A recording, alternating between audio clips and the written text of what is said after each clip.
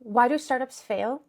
If you go and look, almost every article that talks about why startups fail says it's partially because they scale too quickly, which I'm sure is absolutely true. And as I was looking into that, I saw that there's a stat that's cited over and over again that 74% of startups fail because they scale too quickly. And looking into that, that stat comes from this startup genome report, and it's very widely cited. Um, yeah, like I said, like almost every list about why each company, each startup company fails references that stat. And this is actually a really interesting report when I went to look into it some. So it is from 2012, and it's based on 3,200 startup software companies.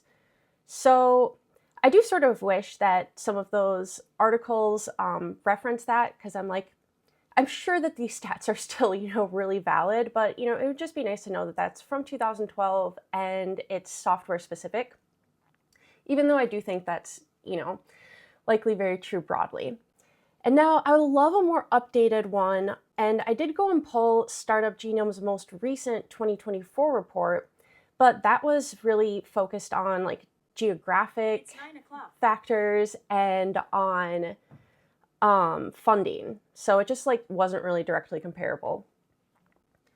So, but also that study was partnered with UC Berkeley and Stanford, which I just thought was interesting.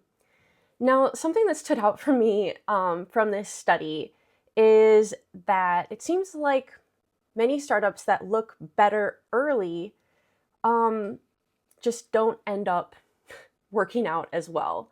And that just feels like something that I keep, seeing. And it made me think of this, that, oftentimes, the person that's the most flashy, you might think that the salesman who's driving the fanciest car is doing the best. And, maybe that's not exactly reality. So just made me think of that. And now in my professional life, I keep hearing, but we'll make it up on volume. It's like something goes wrong and, we realize we can't charge as much or something for whatever product. And, oh, well, our, revenue projections aren't, what we thought they were. And they'll say, but we'll make it up on volume. And I'll be there thinking but your costs are going to scale alongside that, volume. So it's not really, that's not speaking to me so much. And then I'll also think well, you just had this problem that changes what, you thought your revenue was going to be, and you're going to have more problems. So that's really where my mind goes, which, I realize is kind of negative, but that's also sort of the job of, an auditor, accountant, who's looking at this sort of thing. So in this Project Genome study, they say that focusing too much on profit maximization too early, overplanning, executing without a regular feedback loop, not adapting the business model to a changing market, and failing to focus on the business model and finding out you can't get costs lower than revenue at scale, which obviously spoke to me because I just keep thinking but your costs are going to scale. And so that led me to this really interesting article, which is Insights from Yale. And they were talking to Jacob Thomas, who is a professor there at Yale, and he's been doing fundamental valuations of companies for 40 years. And the title of this is Contrary to Conventional Wisdom, Margins Don't Rise as a company grows. So, and he talks about how nearly every business plan contains the assumption that as the company grows, its average cost will fall. And that just doesn't seem to be working out with the numbers. So, let's see. So he's talking about how growth doesn't fix the margins. It just scales the problem. And these forecasts are assuming that growth means lower costs and higher margins. But this study that he did was looking at thousands of firms and decades of data, and it just doesn't support that argument. And it's a very unpopular, stat or, assumption to challenge.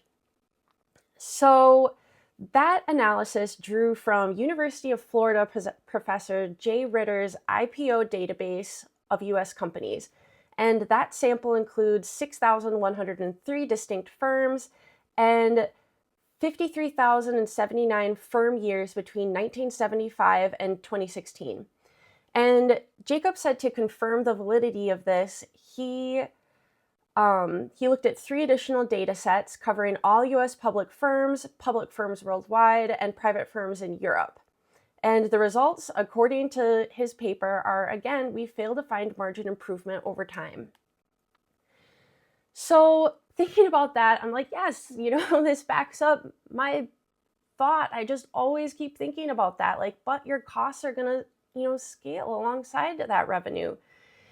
And so then I think like, well, what are they going to come back at me with, So I start trying to look for some more stats, and I found one from this article on witham.com that says that high-tech firms often trade at revenue multiples exceeding 10 times, while smaller startups may be valued at 3 to 5 times revenue. And I thought like, maybe that's a stat that they would point to. And maybe they would say like, well, we're not only making it up on scale, like we're making it up at the point of sale. And maybe they're thinking something like, honestly, we don't care that much about the long-term success of this company because we're trying to make a high exit and just get out of it. And so I would like to look so much more into that. Like that's an interesting stat, and I wonder how much truth there could be to it. If it's like, well, if that's really what you want to do, like maybe there's a big argument there. Like those are just numbers that would be really interesting to look into. But I'm like, I think that valuation is really ignoring costs, and that you're not really fixing the business. You're just pricing it based on growth. And in the end, someone still has to buy it. And if you want a really high exit, I'm like, they're going to have people coming in and, analyzing all this. And I don't know if you're going to be able to get through that. Like, I don't know that you're going to be able to get past some of these like fundamentals. So in the end, like, I definitely want to look into this more. And like, I'll be really interested to hear from, people who are, your mind just doesn't directly go to like, but it's gonna, like, your costs are gonna scale alongside that. What are the counter arguments to that? So yeah, again, it makes me think like, we learned this in grade school, slow and steady wins the race. But again, well, maybe somebody's not really looking at a long-term vision. Maybe they are like, I want a really high exit point, and like, that's it. So yeah, I'd love to hear any thoughts. Please subscribe. So thanks for being here.